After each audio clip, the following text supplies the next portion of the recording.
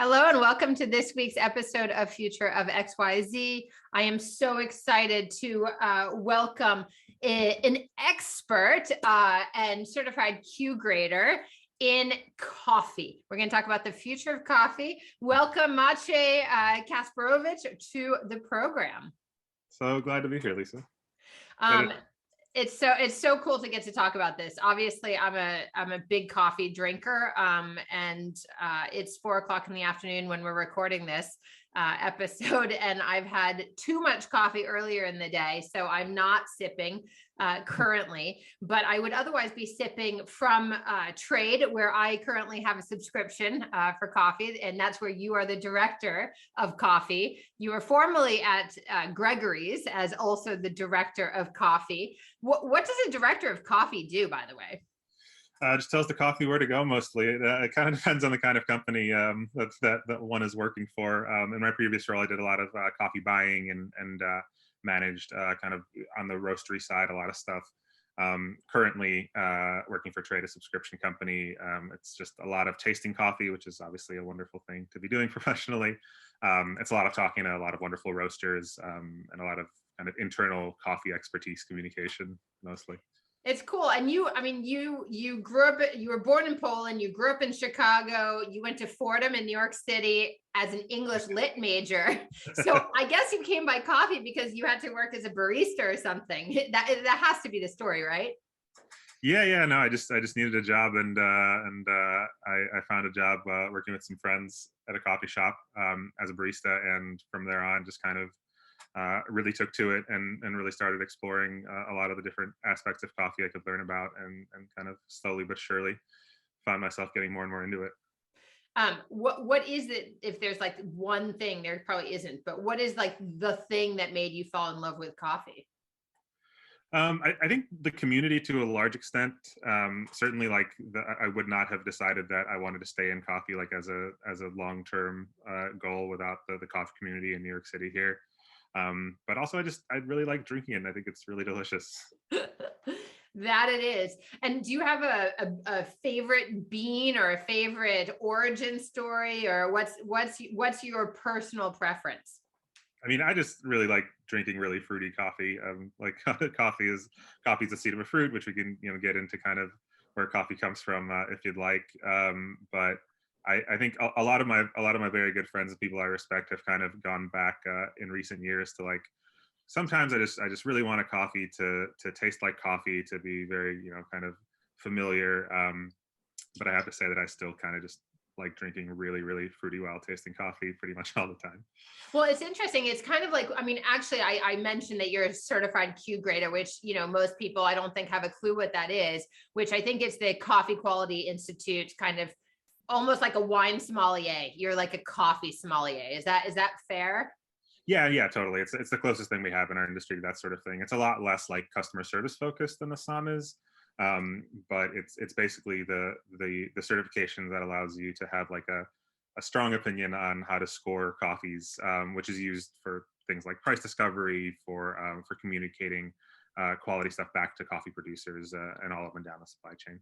Well, and I asked because you use the word fruity to describe your favorite cup of coffee. And that sounds very like wine speak to me. Totally. I don't know if most people would ever describe a cup of coffee as fruity. Can we just talk a little bit about like the flavors? Because I mean, I think is that we've just established you have a master nose, if you will, for coffee. What are kind of the range of flavors? I mean, besides when we pump in some like caramel syrup or something at Starbucks. Yeah, I mean, coffee is, and I think we say this because we do have a bit of a chip on our shoulder as coffee professionals, and compared to wine, for example. But as far as like the amount of different aromatics in coffee, it really is like as complex, if not more complex than any other beverage. So the way the different aromatics in coffee work, the way the different acids and sugars in coffee work. Without adding any sort of external flavoring to it, you really, depending on where the coffee comes from, what variety of coffee it is, how it's processed and roasted, can get like a super wide variety of flavors. Like I'm drinking a coffee right now that I think has like lots of different kinds of fruit and berry notes. Tastes like fresh fruit, tastes like jam, tastes like tastes like even like a fruity beer kind of in a certain respect. But coffees can taste chocolatey and nutty. Coffees can taste like the actual roast process. Like dark roasts have a note that is just like roasty, and because they're roasted dark. So yeah, I mean, the full variety, I think, of wonderful things that you can taste in the world. A lot of those things can really be present in a cup of coffee. There's so many aspects of coffee. I mean, there is like our consumption of coffee and flavor profiles and how we can use coffee and the fact that it's a superfruit, which I didn't know actually.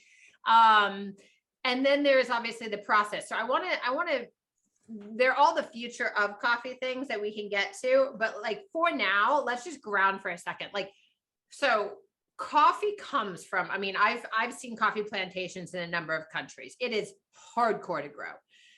What is like, where does most coffee come from, and where is the most coffee in the world consumed? Yeah, so I mean, coffee comes from the tropics, right? Like the coffee comes from generally between the Tropic of Cancer and the Tropic of Capricorn, and kind of as you follow the equator and that path all around the globe, there are many countries that grow coffee. Brazil is the biggest one. Brazil is the biggest one, especially for Arabica, which is the coffee species that like specialty coffee mostly comes from. And Brazil does have like a really huge impact on kind of everything that goes on with the coffee economy. Coffee prices are at a high of the highest they've been for more than a decade, and before that since really the 70s. Right now, and a lot of that is just based on what's going on with like harvest reports in Brazil. So Brazil really does have like a gigantic impact and a really mature and complex system of everything to do with coffee production. Vietnam is another place that produces a ton of coffee. They mostly produce what we call Robusta coffee, which is a different species, Coffea canephora. So a lot of what we think of as specialty coffee is not that species, but it does still get exported all over the world. And then Colombia, I think, is third right now, and another like very traditional. Like I feel like if you think of a coffee growing country, especially for specialty coffee, Colombia is kind of the one, right? Juan Valdez. They did some good branding, I will say. They really did. And yeah, I mean, Juan Valdez is like the guy. He's the guy, yeah. And it really, I mean, and they continue to be really at the forefront of not only volume, but like experimentation and new systems for everything from growing coffee to processing it to exporting it. Interesting. And where are the biggest coffee producing or coffee consuming places? Because I mean, I think it's obviously in the Far East and the Middle East, tea was always kind of the thing. I mean, I guess not the Middle East, but like, Near East, tea was always the thing, but I think that's been changing as well. Americans traditionally, before this boom in kind of barista culture, were drinking pretty terrible, Folgers, Maxwell House. Sorry to like disparage, but that's Robusta for the most part. Like, where are we consuming the most coffee, and what are the kind of the trends that are happening that are impacting the industry right now? Yeah, so I mean, different ways to look at it, obviously, but the U.S. is consuming a bunch of coffee and a bunch of specialty coffee, and as you said, many places in East Asia, especially for the specialty market, you'll see a lot of kind of the wildest, the most high-priced coffees that are setting these pricing records. A lot of those coffees end up getting sold to places like Korea, places like Japan, even China, which you think of as a gigantic tea country for good reason, is importing a bunch of specialty coffee, and even growing coffee. There are places in southern China that are starting to show up kind of on specialty coffee roasters menus. So in both ways, that is contributing a lot right now. Scandinavia also for specialty coffee is, if you look at like coffee consumption by per capita, places like Finland, places like Sweden. Yeah. You have to take your coffee break. It's like actually like a thing that's like obliged. I think even maybe it's even mandated by law to take fika. Yeah, yeah. But so I mean, to kind of to summarize, really, like the coffee market globally is just like there's pretty much most places in the northern hemisphere at least drink a ton of coffee at this point. And it's interesting because we think about, whenever I hear coffee, I think about my first thing in the morning, after a meal, afternoon. I mean, we think about caffeination, but you can Yep. have decaf, obviously. You can have flavors, but you can also like make cocktails with coffee. You can cook with coffee, make rubs with coffee. Like, I know that there's like a company I've used before that does use, coffee grounds as like a bath salt. I mean, there are all sorts Yeah, of ways that we're using composting coffee. is definitely another big one. Yeah, I mean the at least over here in New York, the kind of the trend pieces about the return of the espresso martini in the last year were definitely popping off. So yeah, I mean, coffee is definitely a huge part of lots of folks' lives, and yeah, used in many different things besides just drinking it.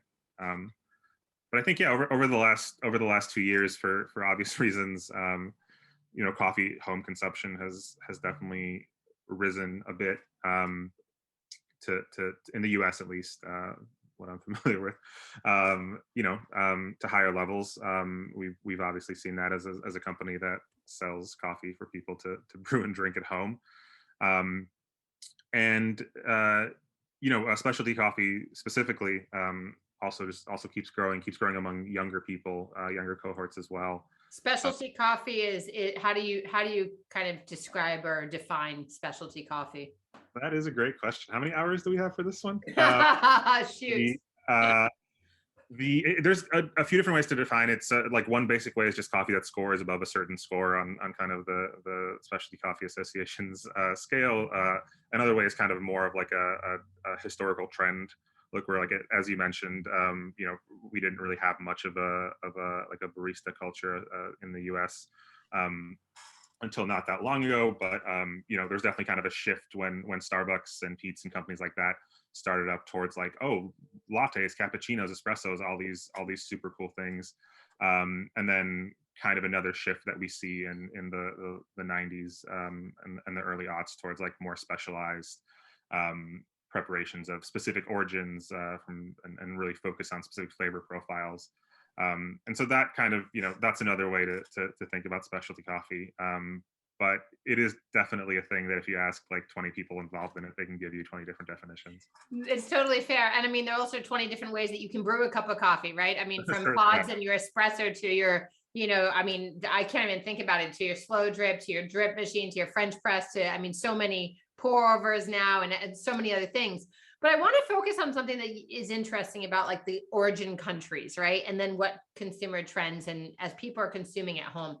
I mean, I think about trade, and you guys only sell specialty coffee. You're really selective about the roasters that you deliver to our doors.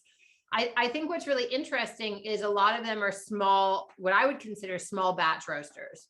And I guess my question for you really gets down to, coffee, again, having visited a number of plantations, is extraordinarily labor intensive to harvest, not much less to grow. And it often happens in really unfriendly places. And I mean that from an environmental perspective. Like, it's rough, right? I mean, I remember being up in the mountains in Panama, and I mean, learning about, like, you're looking out for tarantulas, snakes, bat, like, I mean, it just goes on. I mean, it's not friendly environments or hospitable for human beings. And so starting from the labor piece, but all the way to the roaster piece that you guys are so, close to. I mean, there's a lot of people who are involved in getting that single cup of coffee to my cup, even if I'm brewing it at home. Can we talk about the supply chain of coffee a little bit, and kind of what's evolving and where it's heading?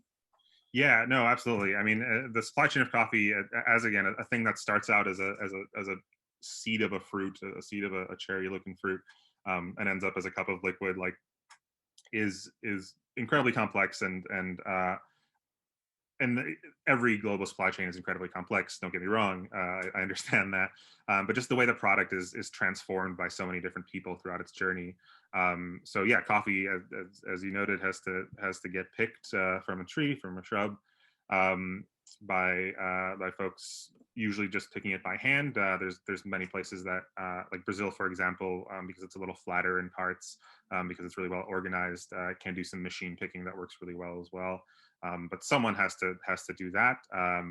Then through a combination of steps that can kind of be put in different order that has a huge effect on how coffee tastes in the end. That seed has to be separated from that cherry, and then has to be dried. And again, you can do that, like you can dry it and separate it in that order. You can do the reverse order, and that really has a huge effect on flavor. Um, then that coffee has to be packed and exported and put into giant shipping containers on giant ships And traded usually on a commodity market as well, right? Pricing wise. yeah. So not all coffees are actually traded through the commodity market. Rather, many that we sell on site, they're not actually physically taken from the ICE's holdings. But that commodity price, because it's a thing that is visible worldwide, which is kind of as much as coffee as a commodity is not beneficial in a lot of ways. The fact that price is actually visible and transparent to anyone who's selling it, especially with the internet now, can be one of the benefits. But yeah, I mean, it has to move, and I shouldn't say it has to be exported and imported. There are many coffee growing countries with very healthy internal coffee cultures and markets. Colombia certainly, Mexico actually really wonderfully in some of the bigger cities, especially.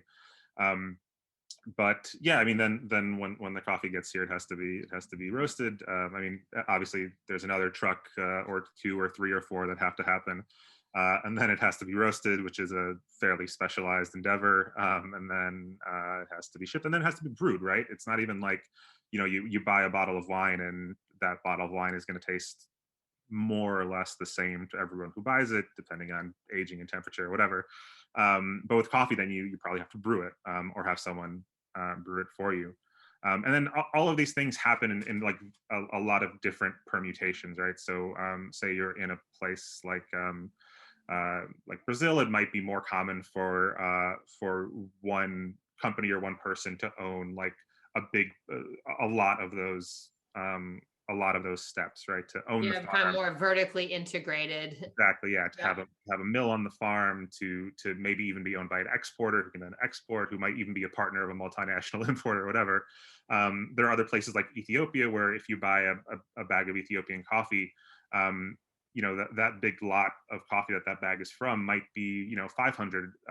Not that this can't happen in Brazil or other places as well, but there might be 500 farmers who have like tiny little farms, and none of them own a mill. They're all bringing coffee to a mill, and maybe that several mills in the area are all bringing coffee to an exporter, which can be definitely like transparency costs money, basically, right?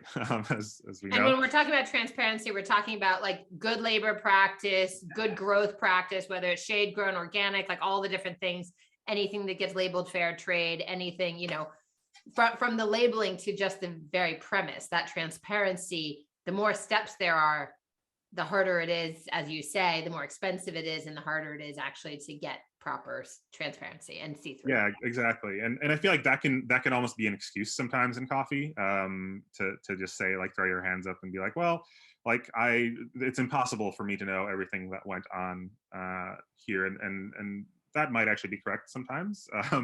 But I think it's also an opportunity to make to try to make differences in kind of so many different steps there. And for a while, I think the industry kind of thought that like the idea of direct trade, the idea that a roaster is visiting a farm was kind of like a silver bullet in terms of, we're direct trade roasters, so we know what's going on because we visited that farm for a few days. And I think direct trade has many wonderful principles that many of our roasters go by, but there are so many people on the supply chain that it's not possible for a roaster to go to a farm and pick the coffee and mill it and export and all that jazz. So really finding where you can work with the right people and all these different steps to actually make a difference is key. It's key. And it's also interesting. I mean, I always jump to the same place these days, it seems, in the future of conversations having to do, especially with food, and things that need to be transported long distances. I mean, we have, 2 weeks ago, we talked about Beyond Zero. Carbon neutrality in this process is, again, takes a certain investment level. When you think about the Ethiopian farmers trying to get from wherever their smallhold farm is to a center of town where they can trade freely and get the right money, that's very hard to imagine carbon neutrality happening at that point. It needs to be the bigger companies, it seems to me, who take that investment and really offload those carbon through credits or sequestration or whatever they're going to do. I mean, I think net zero is one piece of this. The other is really, blockchain. Like how can we authenticate? Like if I want an Ethiopian smallhold that has good labor practice, et cetera, how do I know it's not getting mixed up with a bunch of, Southern Chinese, Robusta, for instance? Is this something that's starting to be talked about in the coffee world, or is the future still just going to be like focus on specialty and focus on small as much as possible? No, those are definitely conversations where I think going to kind of the big specialty coffee conference expo, not the last few years before that, the idea of using blockchain technology is definitely a thing that people have been talking about for a good 3-4 years now, at the very least, probably much longer than that, if I'm being honest, just at places above my pay grade at the time. I think, again, using those kinds of systems for transparency, or building whatever systems for transparency, along with doing just the things that people just are able to actually already do. There are different roasters that focus on this in different ways. There are roasters that are focusing on the kind of solar energy part of it. Wonder State up in Wisconsin has for a long time been doing great things in terms of just their roasting campus. Roasters that are focusing on working with farmers that are interested and giving them the money to do specific things as far as biodiversity, as far as regenerative farming, things like that. Roasters we have some roasters that we work with that actually do own coffee farms and are roasters / importers. Yeah. So do have a bit more of an impact kind of on the supply chain, like Alma in Georgia. So again, it's just the complexity, I think, can make your head spin. Certainly makes my head spin a lot of the time, but it does present a lot of different specific opportunities. I love it. And as we think about wrapping, I want to give you an opportunity, first of all, to tell people where they can find Trade. And I would highly recommend. It's a great program. I've been thrilled, I have to say. And I'd also, and that's how we connected, actually, is as a customer to you. But I also just want to give you an opportunity to leave, listeners and viewers with any last thoughts you have about kind of the future of coffee. Drinktrade.com, find us there, or we'll get you some coffee that you like. I think we're pretty good at that. I do not come from startup culture, data culture, tech culture. And I've been working with this company for 2 years, just been so impressed on how talented everyone at Trade is in terms of actually fulfilling that promise of finding you the coffee that you like, and fulfilling the promise of giving roasters access to more and more folks. Come through, take our quiz, or just browse around the site. Plenty of wonderful coffees from really, really wonderful roasters. Drinktrade.com. Drinktrade.com. I love it. The company is called Trade. Maciej, thank you so much for joining us on Future of XYZ. It's a pleasure to talk about the future of coffee. One day I'm going to have you show me how you brew your favorite cup of coffee. Heck yes, let's do it. And everyone watching and listening, thank you. As always, another great episode comes out next Thursday. You can find us today or always on future-of.xyz, or you can follow us on Instagram at future-of-xyz, and across streaming platforms wherever you get your favorite podcasts, and on YouTube. Thank you again, Maciej. Enjoy your coffee. Stay caffeinated, everyone, and see you next week. Thank you so much, Lisa.